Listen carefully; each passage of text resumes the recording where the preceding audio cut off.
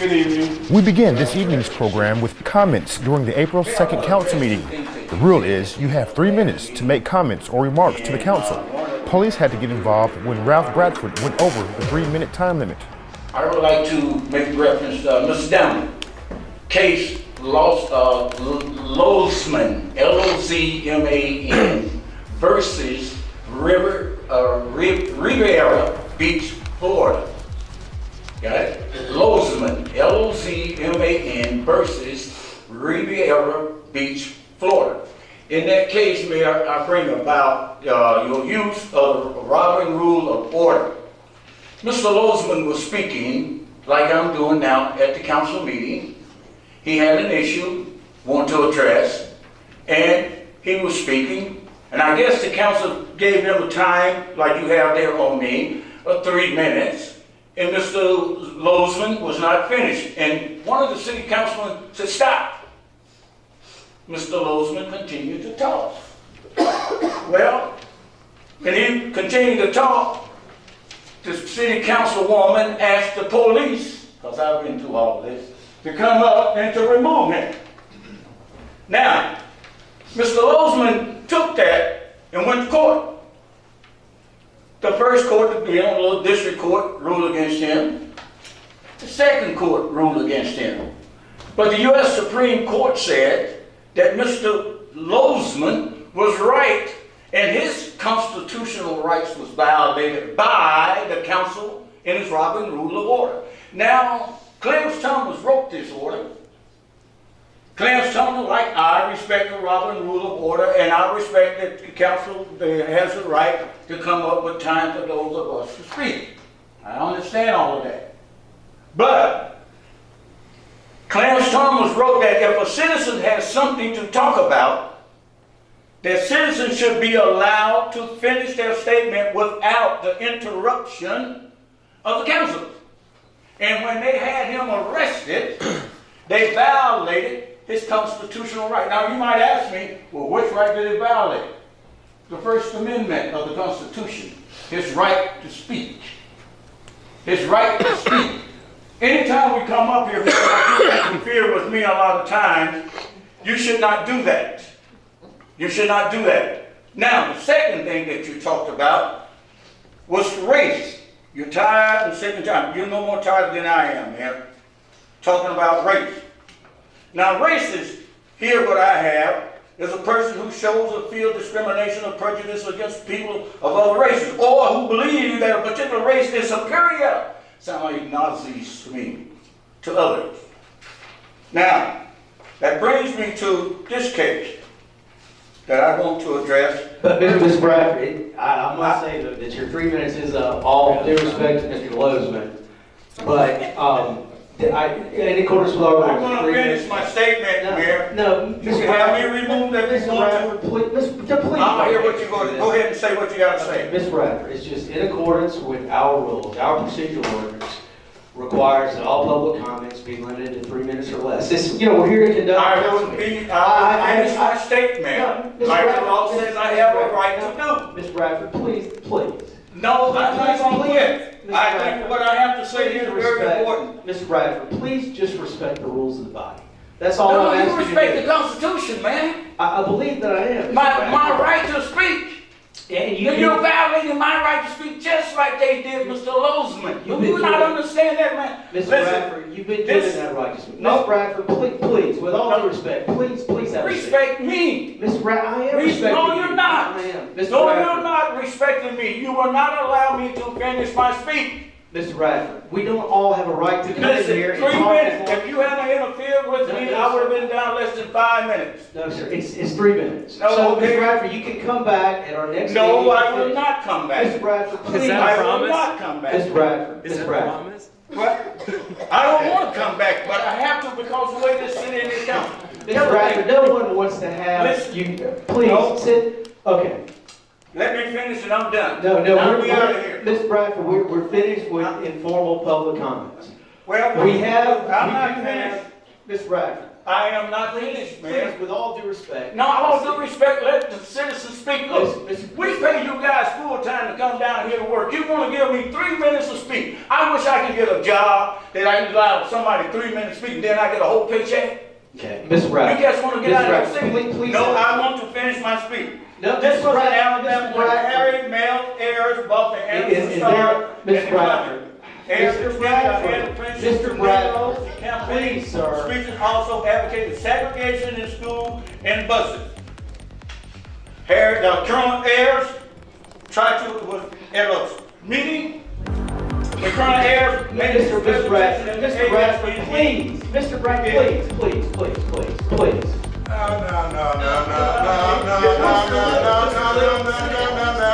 People were sitting up here. The man was finishing his speech. He only had a few minutes. People went over 3 minutes before. This is the racial stuff that we're talking about. When the white folks get up there and talk, let them go over there. That is simply not true. Should I go, Your Honor? That is simply Huh? not true. Why should I go? Okay. Over the past few months, council members Ben Little and David Reddick have faced a number of legal issues, which include alleged racial discrimination toward Anniston City Manager Jay Johnson. Councilman Little was also indicted on ethics charges back in January. He later pled not guilty. That issue is scheduled for a court hearing in the near future. Councilman Little and Reddick are not the only city officials facing legal issues. Councilman Little claims his fellow council member Jay Jenkins may have a possible ethics violation involving the relocation of Anniston City Hall to the Anniston Star building. At the March 19th council meeting, Little warned Councilman Jenkins about possible ethics violations. In other words, Little claims if Jenkins' wife works at the Anniston Star, then Councilman Jenkins should abstain from voting or vote no when it's time for the council to vote on Star business. I would report it to the Ethics Commission, which I'm not exactly, concerned about that. Okay, but I want to make sure that no one else get in halfway situation. Gee, I don't know if your wife works there or not. I don't know because somebody might be out there trying to lure you into something. If your wife works with the Anniston Star in any form, that they may try to say you may refrain from voting. I don't know, but I don't know if the city attorney can bring that up and address that issue. I'm mad at you. Can't enough, and you may have already looked into that already. I just say that I know people out there, and for whatever reason, they try to mess people over. Like I said, I'm not necessarily concerned about what was put on me. We're gonna deal with that in good fashion. But your wife works there at the Anniston Star. I don't know how kosher. I don't know how close that would be. It's just sort of protection for you, protection of the rest of the people, right?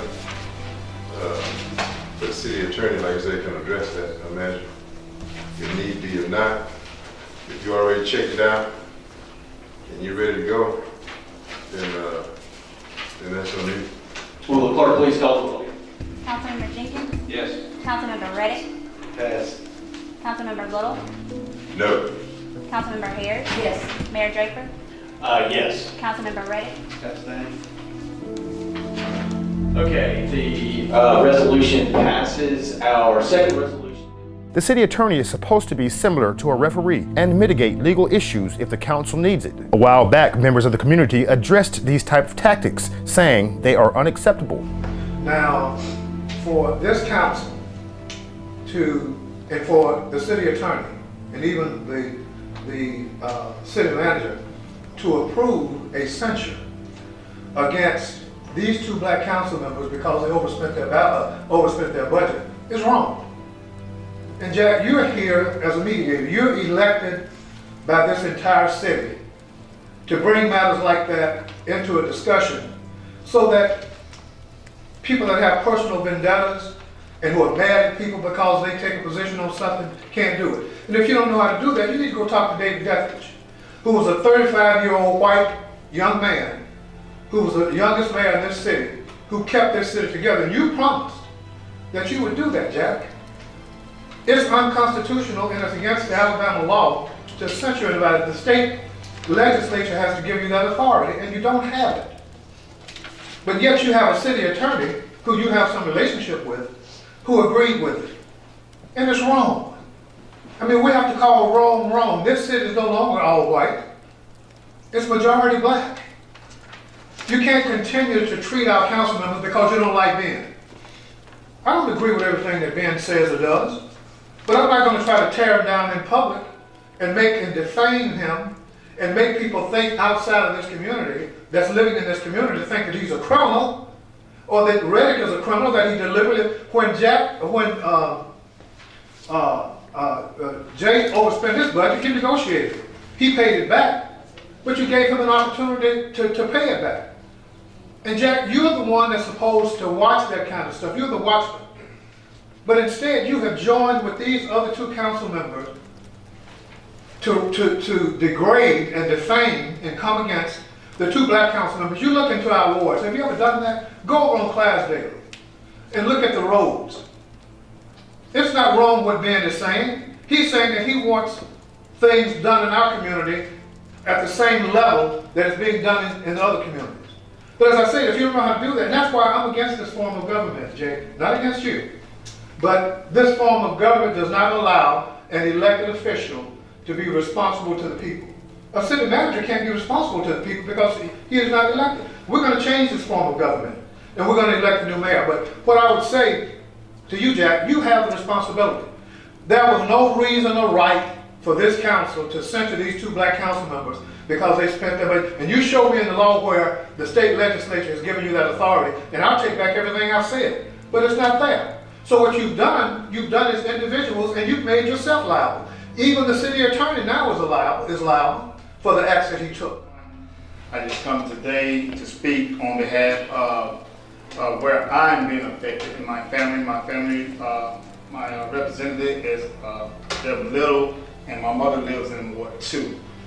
When you all begin to gag these men, these are our representatives, and you're telling them to be quiet and gagging us. There are 12,000 people at least in Wards 2 and 3 that you're trying to put a gag order on.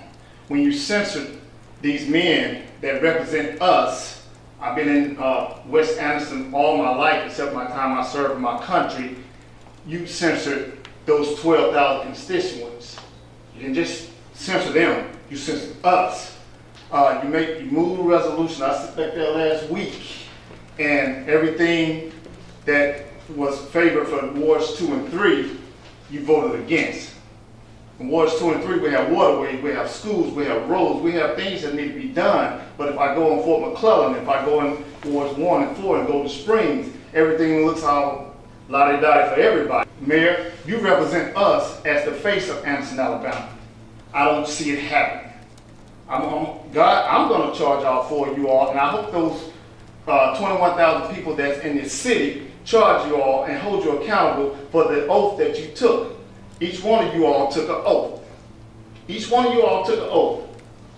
You raise your hand, you put your hand on the Bible. I don't even know why we have a prayer before we come in here because it's just null and void. It's null and void. God is not in here. Ichabod is written all over this city until y'all straighten it out and do what's right and come together as one. God said how good and pleasant it is for brethren to dwell together in unity.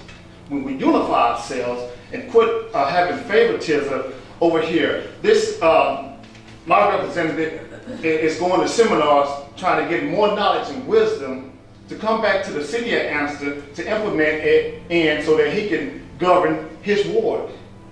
When I come in here, I don't see unity. If they can't make a meeting, why have a meeting about the two representatives, but you're supposed to be a council? That's not council. We need to first look in the mirror. We need to check ourselves first. Before we come down here, we need to first rule our home. That's what God said. Rule your home first, then go try to rule something else. Because I haven't seen unity since I've been here. We depend on you all. Your decisions affect everybody in West 1, 2, and 3, and 4.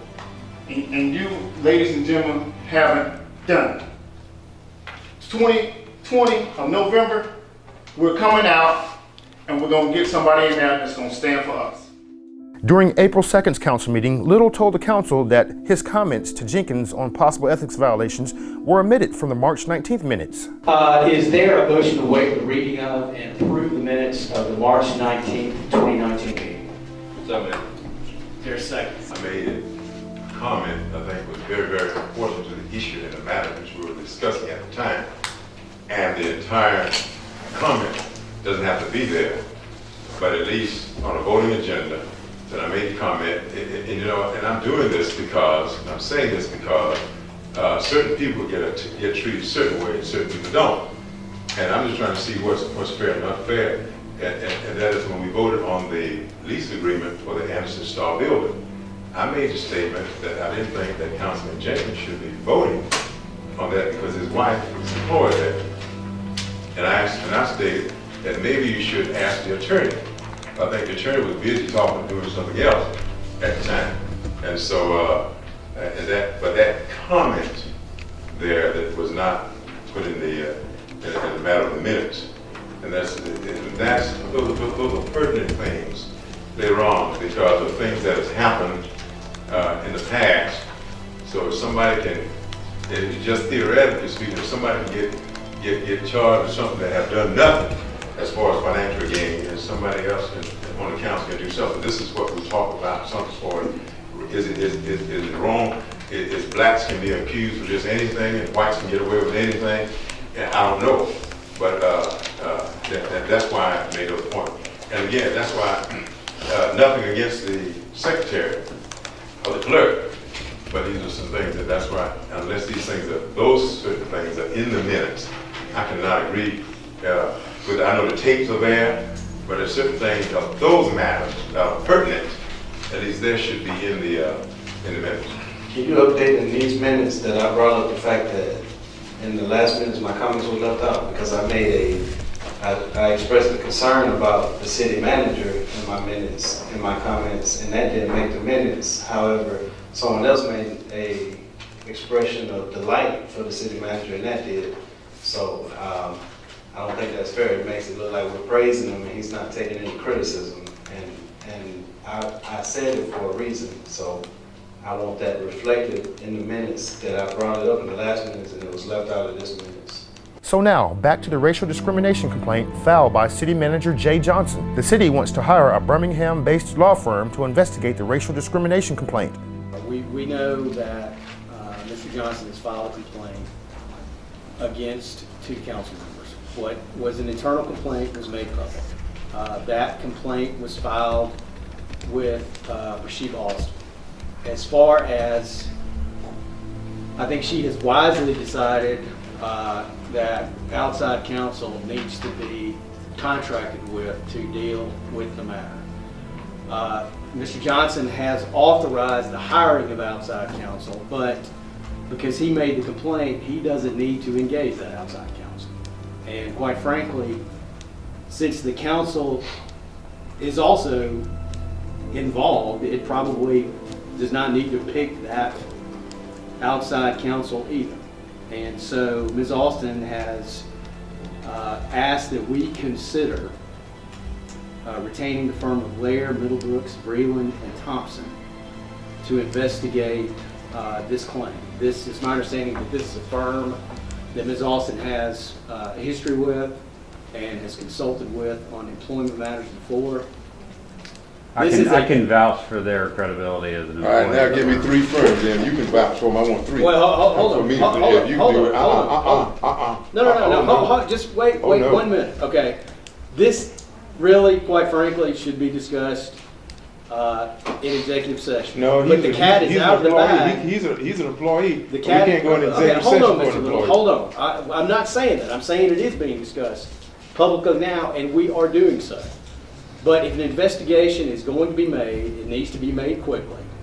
And we're all, I'm sure, going to need to be interviewed by who she is recommending. And I have no idea anyone at this firm. I trust Ms. Austin, and if this is who she is recommending that we need to engage, then I think we need to go ahead and engage this firm. Because 2 members of this body have been complained of. I don't really think that it's appropriate for the body to pick that firm. And that is my position. And we need to go ahead and have this investigation done now, quite frankly. I agree, I totally agree that it should be done. That's why I said I want to move to the agenda to vote tonight for an appropriate, in accordance with the acts or the law, that the way the council do and conduct an investigation is through a council inquiry. Well, you're asking the council to investigate itself, which makes no sense whatsoever. Hold on now. And then, because somehow or another, they investigated Reddick. David, that's what they said. Didn't they say you were investigated when they did that censoring you that time? So he asked to investigate, and you were investigated, and that's how they came up to the conclusion of you? Then that's what was said. I think it's on tape. That he asked That's not my recollection, quite frankly. We're being directed to investigate this. We have to do this. Our city attorney says that our step is to isolate the individual from acting on behalf of the city. That is what this ordinance does. We are required to do that. Whether we like the issue or not, whether we want to sweep this under the rug so we can all go along and get along, we don't have that choice anymore. We no longer have that choice. We're sitting here with a public records request, a valid email document from our city manager asking us to investigate this. That's not my recollection, quite frankly. This is entirely different. Well, now, the council was involved. The council was involved there, but the council was involved there, but he made the recommendation. I don't have a problem. But Bruce said he recommended it. I have a problem with that. I don't recommend them. I'm just saying they're respected He can employment. vouch for it. Are you suggesting that you hire the firm? Did I hire them? Yeah. No, I don't have to hire the firm. Okay. The firm. I like to see the three. You like what now? I like to see that we were selected from the pool and how did we get to that conclusion. I want it to be done because I welcome to open up the discussion on race and whatever. But whoever investigated, I want it to be an open investigation. I don't want no closed door session. I want to lay it out, whip it out, and put it on the table. I want the investigation about race in this community. That how racist some stuff that's taking place in the community. To say we need a young, more energetic Yes, it city is. manager. You said we need a female city manager, so you broke the law too, right? Where we get to the problem with this man is not just because of his allegation. And so what brings it to this problem is just what he's saying. What he's saying, no. The scope has to be. I want the scope, brother. I'm up for the investigation. I am too. Absolutely believe in the investigation. I think it's a great idea. But the scope is too small. Yeah, go ahead. Because what happens if we can't chain these people down, fell them down, and then what happens if they say, well, we can't understand because we need to know this, this, and this, and then they can't take action on that. So what if the claim turns out to be the opposite? What if we're the ones being racially discriminated against? Because of the way the scope is written, nothing can be done about that. All we can say is, oh, it's not racial discrimination, but then we have no support. We have no claim of action if once we prove that we are the ones actually being discriminated against. In other news, the Anniston School Board has narrowed its superintendent search to 6 finalists. The first candidate is Dr. Matthew Alexander. He is currently the superintendent with the Barber County Schools, so he is a sitting superintendent. He formerly was operational officer for the Birmingham City Schools. He was a federal programs coordinator in DeKalb County. He's been an assistant professor at Savannah State in Georgia. He also was the coordinator of the PEPI evaluation and the National Board Certification for Montgomery. He was the director of professional learning in Montgomery schools, and he was an assistant high school principal in Montgomery. He has his doctorate from the University of Alabama in educational leadership. He has a master's from Alabama State in educational leadership and supervision and a bachelor's from Tuskegee in English language arts education. Very well qualified, and as I said, he is currently serving as the superintendent of Barber County Schools. So, as I go through these, I will use Dr. Alexander as an example. We saw in him that he was a sitting superintendent, so he had superintendent experience, but he also was from a district that was a small rural district that would have some things in common with here. The second candidate is Dr. Garrett Brundage. He is one of our 4 Georgia candidates. He is currently serving as the Chief Officer for High Schools, Safe Schools, and Student Affairs in Rockdale County, Georgia, which is in the metro Atlanta area. He's been there since 2001, and he's had a variety of titles there. Georgia uses some different names sometimes that we use in Alabama. So he served as Assistant Superintendent for Student Services. He was the Executive Director. He was a Director, and he was a Coordinator. He was an Assistant Principal, and he was a high school math teacher. So finances would come easy to him. He has his doctorate from Argosy University, and he has his educational specialist from Argosy, a master's from Georgia College and State University in Administration and Supervision, and his bachelor's is from Georgia Southern University in Mathematics Education.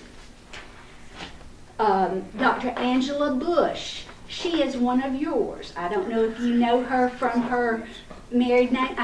Bushy Harris, Dr. Angela Bush Harris.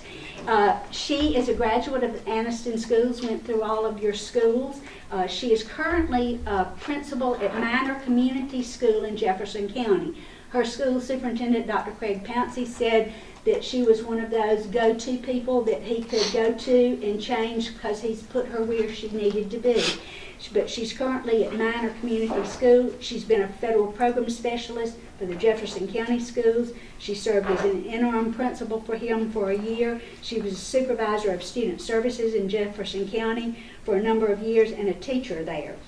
She has her doctorate from Sanford University. She has her specialist from the University of Alabama in teacher leadership, and a master's from Alabama A&M in secondary education in English.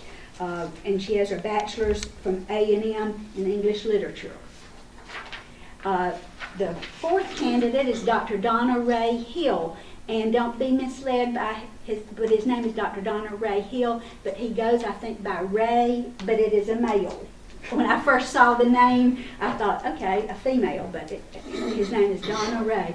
He is currently serving as the Senior Program Associate for BRP Associates in Stockbridge, Georgia. He was the superintendent of the Macon County Schools in Oglethorpe, Georgia for 3 years. He was a high school principal in Greene County, Georgia, a middle school and high school principal in Clayton County, and an assistant principal in Gwinnett County. So he has experience in large and small schools. He has his doctorate from Clark Atlanta University in Ed Leadership. He has a master's from Clark and a bachelor's from Florida A&M in music education, which will fit in with some of the things that go on in Anniston. The fifth candidate is Dr. Marlon Jones. He is currently serving as the interim superintendent for Anniston. He's been here since 2000. He's the director of federal programs. He was an elementary principal in Anniston, an assistant principal, and a teacher in Gadsden. He has his doctorate from the University of Alabama in educational administration, a specialist in ed leadership, a master's from Jacksonville State University, and a bachelor's from Alabama State in English and history. And the last candidate is Dr. Jimmy Martin. He lives in Alabama but has worked in Georgia. He's currently a school improvement specialist with the Chattahoochee-Flint Regional Educational Service Agency in Georgia. He was the superintendent in Harris County, Georgia, which is the county north of the Columbus area. He was there for 4 years. Prior to that, he was superintendent in Chattahoochee County Schools in Georgia, which is a small district. He was a high school principal. He was an instructor at Troy University. He served as a middle school principal in Coosa County, Alabama. He served as a middle school principal in Thomasville City Schools in Alabama. And he also was a band director at Fort Benning at their dependent schools and in Lee County. He has a doctorate from Auburn University in ed leadership, a master's from Troy in ed administration, and a bachelor's from Auburn in music education.